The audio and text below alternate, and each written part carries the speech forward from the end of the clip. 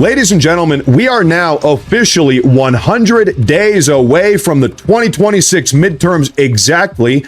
And I'll tell you what, this morning the Democrats have just gotten an overwhelming amount of nightmare news. Ladies and gentlemen, first off, take a look at this. Breaking news report. The DNC has just put its physical headquarters, its building, up for collateral in order to obtain a $15 million line of credit to help invest in off-year elections. According to Washington, D.C. deed records, previously not reported, it came out this morning. Folks, the Democrats, think about how they manage their own party. They have to put up their own physical brick and mortar's headquarter as collateral to take out a new line of credit. And these people say that they want to be able to run the country. We know how to manage America's budget. We can run the American economy. Hey, DNC, you guys can't even run your own little micro economy here.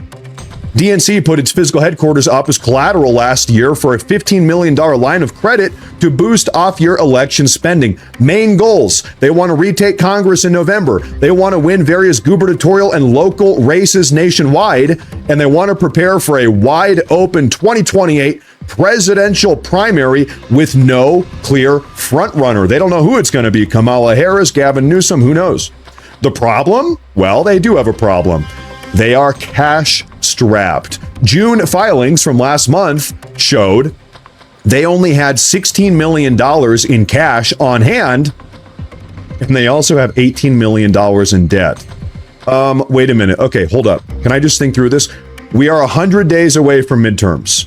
The Democrat Party, the official DNC, they are $18 million in debt, and they've got $16 million in cash. That means they are, do the math, $2 million in debt.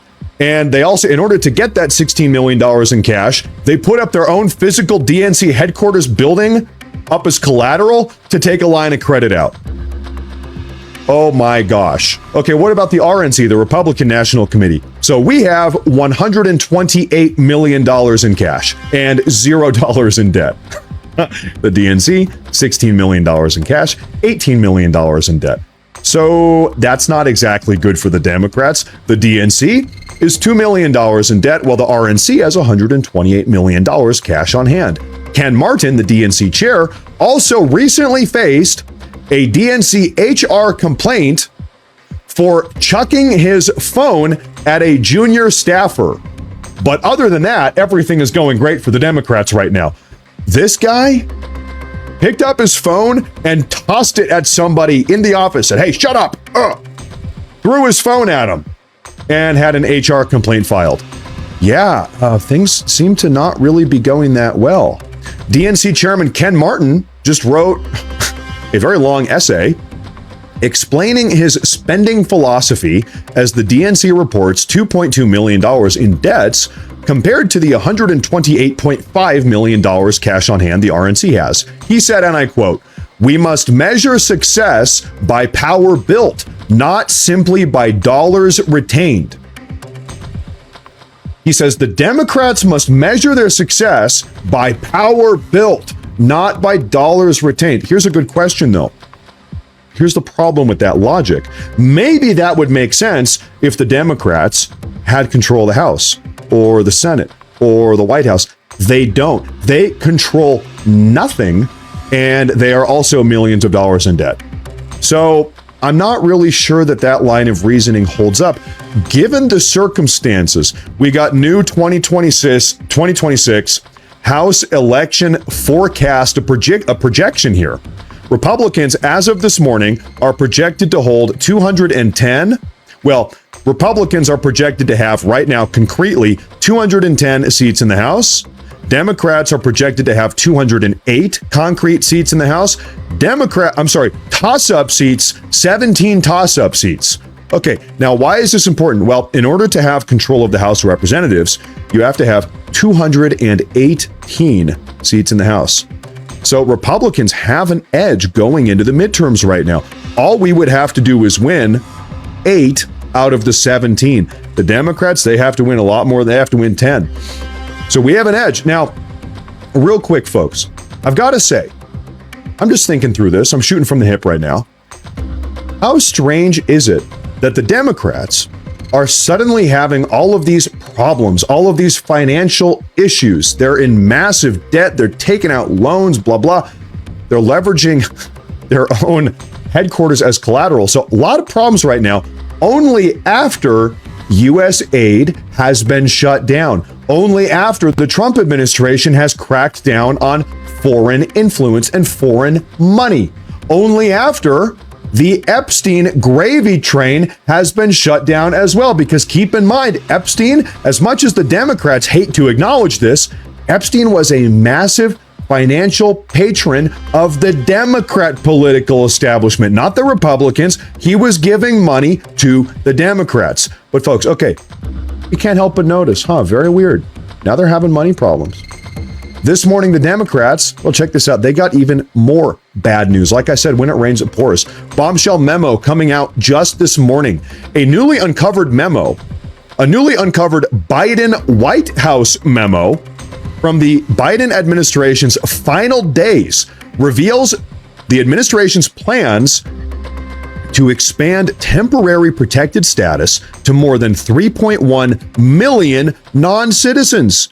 A move Biden's own advisors acknowledged was designed to shield illegal migrants from Trump's deportation agenda and trap his administration in years of litigation. Senator Eric Schmidt, who obtained the document through his authority as chairman of the Senate Judiciary Subcommittee on the Constitution, this morning says Biden's senior advisors recommended creating 2.1 million new temporary protected status designees in the final weeks of his presidency, despite admitting applications take 6 months to process. They were trying to fast track a bunch of TPS designations to keep these illegal aliens in the country. And now we have the confirmation. 1 week after the memo was transmitted, guess what? Biden extended TPS protections for nearly 1 million non-citizens. Senator Schmidt says the full plan was never implemented, but the memo still led to what called a concrete mass migration action. Folks, let the record show, as if we needed any more proof, this is perhaps the Democrats' number one agenda. They want to replace you. That's right, you, actual, authentic American, you, heritage American. Your family has been in the country for 15 generations. Okay, they want to replace you with a bunch of third world illegal alien criminal delinquents. You need to be gone. And by the way, you're going to be forced to pay for the entire process. The Democrats want to force you to pay for your own replacement.